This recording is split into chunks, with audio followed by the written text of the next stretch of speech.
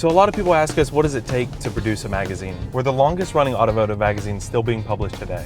So in this episode of Hot Rod Unlimited, we're going to take you to our offices and show you what we do on a day-to-day basis to publish Hot Rod Magazine.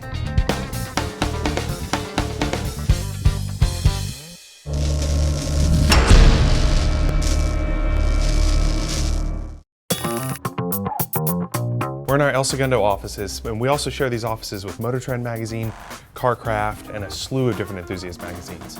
So let's take a look at what it takes to produce Hot Rod.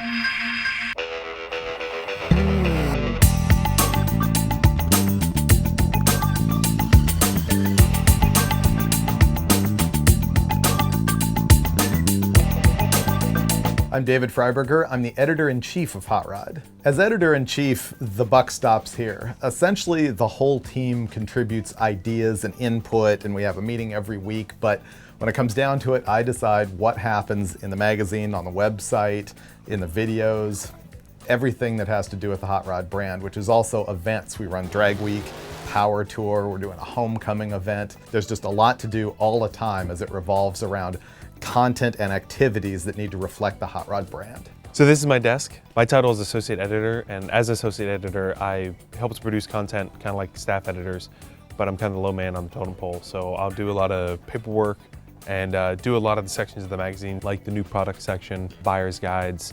I'll assemble a lot of the reader's rides, and I also answer the phone calls from people just trying to reach the magazine.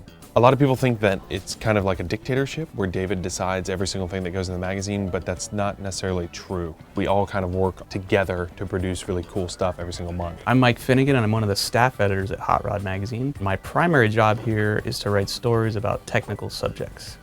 Things like 4,000 horsepower turbo engines and the latest and greatest suspensions out there for cars and trucks. But most of these tech articles come about by going to different shops, meeting people, finding out what they're building, and then camping out there with my camera and taking photos while somebody builds an engine or paints a car or something. I come back here, strap into the chair for way too long and edit the photos, write the story, pass it off to my coworkers who proofread it and make me actually sound like I know what I'm talking about and can spell correctly.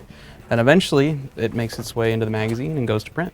I'm Brandon Galogli. I'm a staff editor here at Hot Rod Magazine. I've been here for almost 2 years. One of the great things about this location is we have a massive photo bay. It's on site. We can go back there and have a light box over the whole car to get really good light, and you control all the variables, unlike a location shoot where you've only got a little bit of time to shoot because the sun's going down. So having that here is a big advantage.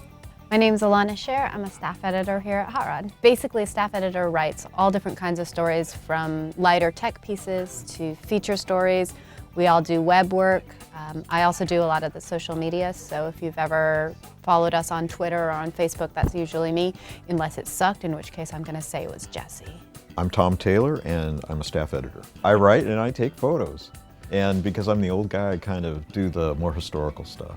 I like the fact that I'm making money doing something that other people just do for fun. The main thing I spend every day doing is making the magazine happen, which involves coming up with issue plans, a whole list of stories that are going to be in each issue, and deciding who's going to write them. Sometimes it'll be an idea from a staffer, sometimes I'll assign something to a freelancer.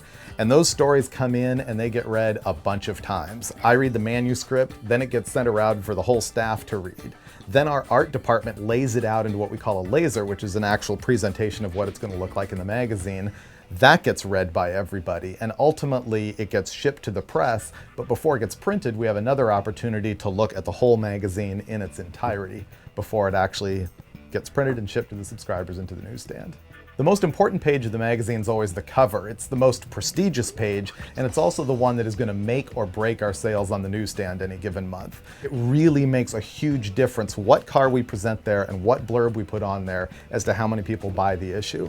Hot Rod has a fantastic archives from back in the days when it was owned by Peterson Publishing, right here in the building. So when I get to do these historical articles, I can reach back there and find stuff taken in the day. It's just a gold mine, and there's always something new popping up every day. This job is a lot more desk work than you probably think. I am welded to this thing 10 hours to 15 hours every single day when I'm in town. But the good part is when I'm not in town, because we're out at events, looking at cars, racing stuff, and really, that's the fun part of the job.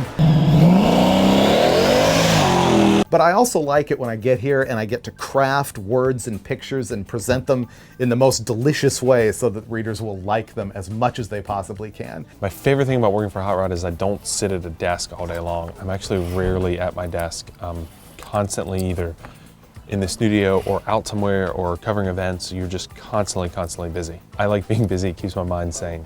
Probably the best day at work ever so far has been purposely pit maneuvering my boss, David, with a Dodge Ram van. People ask, what is the craziest thing that I've done as editor-in-chief of Hot Rod? And you know what? We do stuff all the time that is pretty whacked. Like, we took a C4 Corvette and cut it all up to see if it would go faster when it was lighter. That was a big outrage on the internet. But we've done some legit stuff too. Like, I hooked up with Lingenfelter and drove one of their new cars 202 miles an hour on what was essentially a farm road. That was pretty crazy. But the thing I really like doing is racing at Bonneville. We have a car that we run there that goes 260 miles an hour. I've actually been that fast in a stock-bodied car. And I'm pretty proud of that in the records that we hold at Bonneville. So I showed you guys where we spend half of our days working on the magazine and our cubicles, but now I'm going to show you the really cool thing. This is our tech center. Here's where we spend our other half of our days working on our project cars. We share the tech center with some other magazines like Motor Trend magazine and Motorcyclist magazine. And I heard Brandon and Mike are working in here, so we're going to go check out and see what they're doing. We are working on the world famous F-bomb. This is probably one of Hot Rod's biggest projects. You've seen it in the Fast and the Furious movie, doing wheelies on dirt and killing bad guys. And she runs hot, so we're taking the hood off. The tech center is probably the main reason we get so much work done here at Hot Rod. It's chock full of stuff from Snap-on tools, Lincoln Electric welders and fab equipment, lifts from Direct Lift. We've got Pete's Bar over here, which is a place where we can relax, and it's named after our founder, Robert E. Peterson. And I've personally slept on these couches numerous nights after building cars all night long and testing parts and thrashing to get stuff to racing events. So we've showed you what we do on a day-to-day basis here at our offices, but we can't leave you just yet until showing you some of the perks of the job.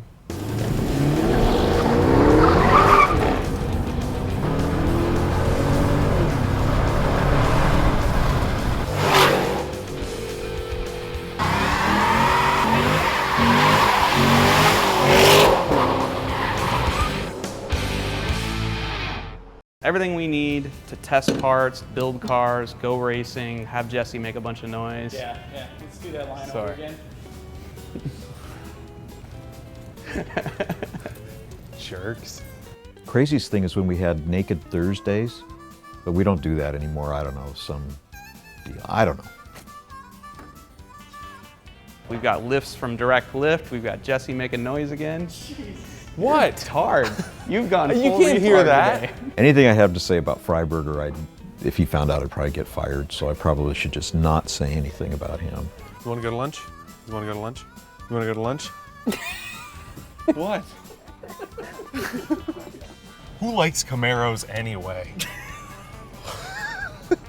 I took acting in high school. Did you? The only thing I remember doing well at was they had like somebody had to write out a scene of an animal and you had to act it, and I was a dragon coming out of a waterfall. Sounds really weird, but I did a really good job of like shaking my, and I don't remember. God, that conversation got out of hand. Sorry.